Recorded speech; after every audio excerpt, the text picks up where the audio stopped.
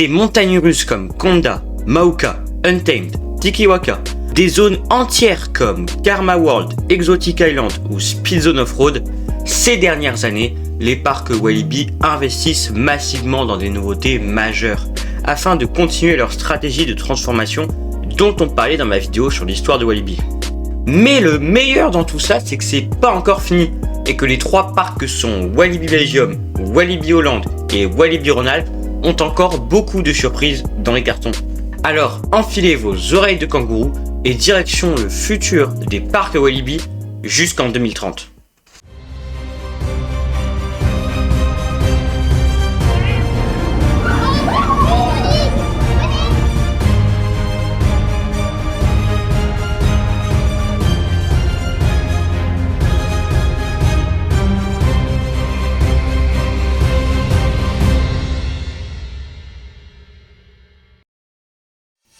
Mais avant de parler du futur, un peu de contexte avec un résumé des nouveautés majeures de ces dernières années. Du côté de Walibi Rhône-Alpes, le parc a ouvert récemment 3 montagnes russes à sensations. Timber en 2016, Mystic en 2019 et Mauka en 2024. Mon vlog découverte s'affiche d'ailleurs juste au-dessus de ma tête. Et chacun de ces coasters s'accompagnait d'une zone thématique, respectivement sur les thèmes western, vaudou et exotique. Chez nos voisins belges, Walibi Belgium a ouvert en 2018 la montagne russe familiale Tikiwaka, entourée d'une zone Exotic World. En 2019 est arrivée une autre zone, Karma World, avec le Dark Ride interactif Popcorn Revenge, ainsi que le coaster Fun Pilot dans la zone Fun World. En 2021, la zone exotique est étendue avec le méga coaster Konda. Ils ont aussi mis en place une grande réhabilitation de leur parc aquatique en 2023, avec une nouvelle tour qui comporte 4 toboggans, mais aussi des modifications sur tout le parc pour améliorer son efficacité énergétique. Encore plus au nord, à Walibi Holland, ouvre Untamed en 2019. Une nouvelle version de l'ancienne montagne russe en bois Robin Hood. Et en 2023, une nouvelle zone nommée Speed Zone Off-Road qui abrite un Magic Bike Zamperla et un Family Coaster du même constructeur affublé du nom de Eat My Dust. Évidemment, à côté de ça, les parcs ont modifié leur saison d'Halloween, tous lancé leur propre saison de Noël, mais aussi ouvert des petites attractions et spectacles type flat ride à droite à gauche dans leur parc, mais on repassera sur les détails. Car nous, ce qui nous intéresse, c'est le futur. En 2025, le gros morceau c'est Dock World, la nouvelle zone de Walibi Belgium. Mais je vous propose de commencer par Walibi Rhône-Alpes qui a prévu moins grand en 2025, puisqu'après avoir ouvert Mauka l'année dernière, le parc va installer des ombrières photovoltaïques sur son parking d'ici juin. Ces installations permettront de couvrir 100% des besoins en électricité du parc durant l'été et environ 48% de sa consommation annuelle. Du côté de Walibi Holland, ce n'est pas un, mais bien 2 coasters qui vont ouvrir en 2025, nommés Yoy. Le coaster Yo sera le plus familial, avec ses 30 mètres de haut et 82 km/h, et ses rails bleus, tandis que le coaster vert, Oi, sera plus extrême, avec également 30 mètres de haut, mais ce coup-ci 6 inversions. Les 2 coasters seront situés l'un à côté de l'autre et seront lancés en même temps sur le parcours, ce qui leur permettra de régulièrement se croiser durant votre tour. Il s'agit de modèles Raptor Track du constructeur RMC, ce qui signifie que les visiteurs sont assis les uns derrière les autres et que le train glisse sur un seul rail. Une disposition qui permet des sensations décuplées, comme sur Mauka à Walibi Rhône-Alpes, qui est lui construit par Intamin. On a eu récemment des images des trains de Yoy et je vous laisse regarder. Après tout, qui suis-je pour juger ? Je vous l'ai teasé il y a quelques instants, Walibi Belgium va ouvrir une toute nouvelle zone, Dock World, avec une montagne russe et la rethématisation d'attractions déjà existantes. Estimé entre 30 et 35 millions d'euros, l'investissement comprend tout d'abord de nouvelles versions d'attractions cultes, qui seront tous réunis dans une zone thématisée sur une zone industrielle portuaire désaffectée, le port du Wavre. L'emblématique Psyche Underground retrouve son ancien nom et redevient Turbine. Son bâtiment deviendra un hangar portuaire désaffecté dans lequel une turbine produit de l'électricité. Et pour l'occasion, le coaster bénéficie de nouveaux trains que je viens de vous mettre à l'écran et qui sont nettement plus jolis que ceux de Yoi. Ça, après tout, c'est pas non plus super compliqué de faire plus joli que Yoi. Parce que Yoi, les trains... pas fou. Le Flume Flashback prendra aussi un thème industriel et 2 flat rides seront transformés. Dragon Boat devient Stormy pour permettre aux plus jeunes d'embarquer dans des bateaux de pêche et Salsa y Fiesta devient Tous en boîte.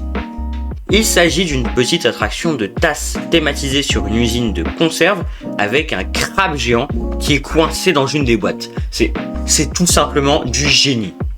Les sorties de ces 3 attractions mèneront vers une nouvelle boutique, toujours thématisée sur un thème industriel. Si vous vous souvenez, je vous ai dit tout à l'heure que Walibi ouvrait maintenant à Noël. Et ça tombe bien, puisque le parc ajoute une immense halle couverte dans la zone entre Turbine et le Flashback, de 522 m² qui permettra de s'abriter en hiver, mais aussi lors des pluies fréquentes chez nos voisins belges. Si on continue en dehors des attractions, la zone comportera un nouveau restaurant, Hungry Shark, qui servira des plats à base de spécialités marines. Et enfin, le point final de la zone, le nouveau coaster. Nommé Shark Tour sur certains concept art et Speedboat sur d'autres, il s'agit d'un family coaster à multi-launch, c'est-à-dire plusieurs propulsions. La gare et le premier launch seront situés dans un bâtiment sur 3 niveaux de 486 m² de sol. Le sous-sol sera une zone technique, le rez-de-chaussée comprendra la station et le premier étage sera destiné aux files Speedy Pass et Single Rider. La file d'attente, quant à elle, serpentera à travers des cabanons de bois sur pilotis situés dans le fameux port de pêche du Wavre dont on parle depuis tout à l'heure. Le coaster aura 3 launches répartis sur un parcours de 925 mètres et une vitesse max de 65 km/h, sur lequel évolueront 3 trains de 20 personnes, ce qui permettra de monter à un débit théorique de 1250 personnes par heure. Il sera situé sur le lac de l'ancien Gold River Adventure qui a été détruit en 2023. Et depuis quelques instants, je vous mets des images et concept art du coaster que je suis allé récupérer sur le site de Airtime News. N'hésitez pas à aller checker le lien dans la description. Comme vous le voyez, Walibi Belgium ont prévu du lourd pour 2025 et leur nouvelle zone. J'ai hâte de pouvoir potentiellement aller tester ça l'année prochaine ou celle d'après. Mais bon, moi je vous ai promis un historique jusqu'à 2030, c'est littéralement le titre de la vidéo. Alors, c'est reparti.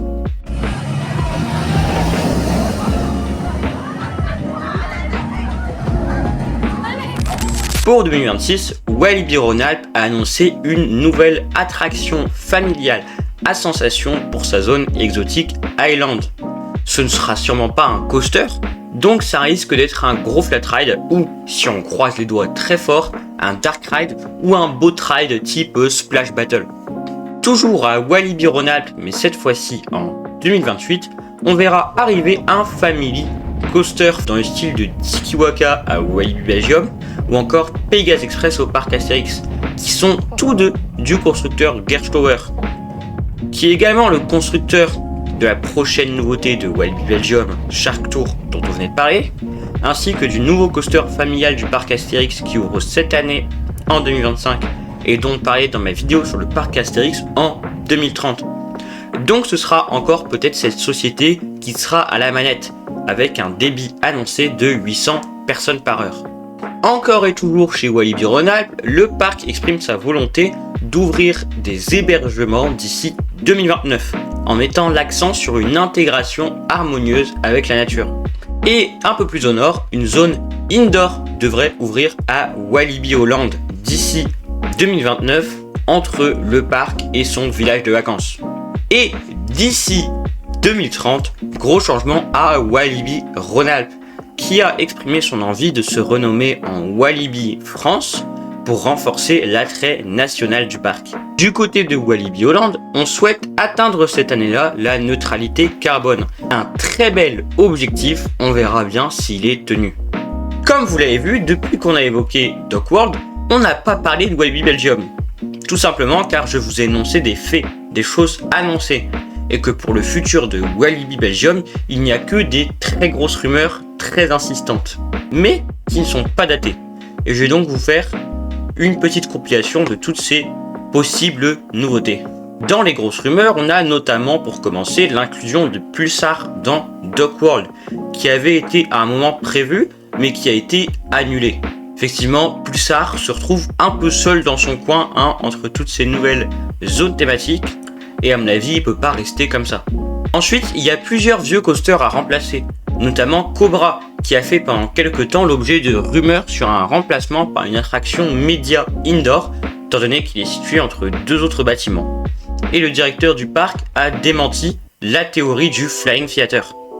Une autre grosse rumeur, c'est la transformation de la zone de vampires et loups-garous en Festival World, avec le même thème Nouvelle-Orléans que Walibi Rhône-Alpes. On a eu plus d'informations dessus lors de la conférence donnée au pass annuel par le directeur lors du Walibi Pass Event en novembre 2024. Le parc ne considère plus Vampire comme une attraction conforme à leurs exigences, et le directeur a répondu à la question du loup-garou en RMC par le fait que la direction regarde avec beaucoup d'attention et que ce sont des très bonnes machines. Ça fait aussi des années qu'on parle de potentiels hôtels. Et plutôt que mal résumer ce que le directeur a dit, je vous le mets tout de suite. Je vois que Pop Salon devient un resort. Je vois que Peridaisa devient un resort. Qu'est-ce qui nous empêcherait de le faire? Rien.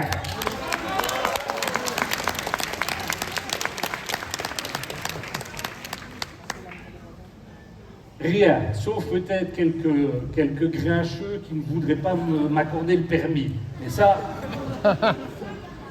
Mais ça, c'est la vie.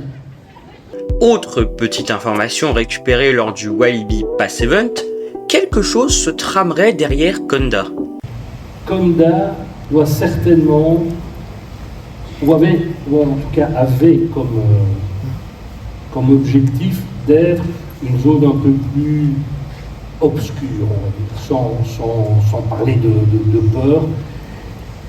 Il y a quelque chose qui va certainement se tramer là, derrière. Ok? Ça c'est un fait. Et je ne peux pas m'empêcher de penser à un autre coaster, cette fois-ci possiblement plus près du sol. On a une très belle zone près du Conda de disponible, évidemment, et qui partirait sur le même thème. En vrai, un petit Taron sous Conda. En vrai, je pose l'idée sur la table, ou un Maoka sous Conda. Je pose juste l'idée sur la table, à vous de la prendre, de la laisser. Il a également dit que de plus gros spectacles arriveront dans le futur, mais sans donner de date, car il veut d'abord que le reste du parc soit nickel, avant de se concentrer sur cet aspect-là. Comme je vous le disais juste avant, le parc a exprimé la volonté de ne pas vouloir installer de Flying Theater, ni de système type danse macabre, car il ne souhaitait pas mettre une attraction présente à 1h30 du parc.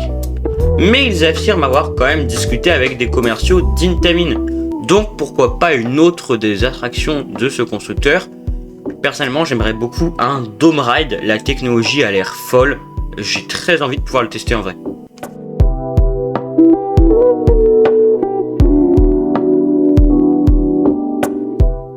Avec toutes ces annonces et ces rumeurs, on voit bien que les 3 parcs Walibi vont mettre le paquet sur les 5 prochaines années.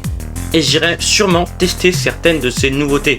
Donc si vous voulez avoir mon avis dessus, n'hésitez pas à vous abonner à cette chaîne YouTube, mais également à ma chaîne Twitch, ma chaîne secondaire, mon compte Instagram ou encore mon compte TikTok. Tout est évidemment en description. Et si vous voulez en savoir plus sur l'histoire des parcs Walibi, ma vidéo dédiée est juste ici. Allez, ciao!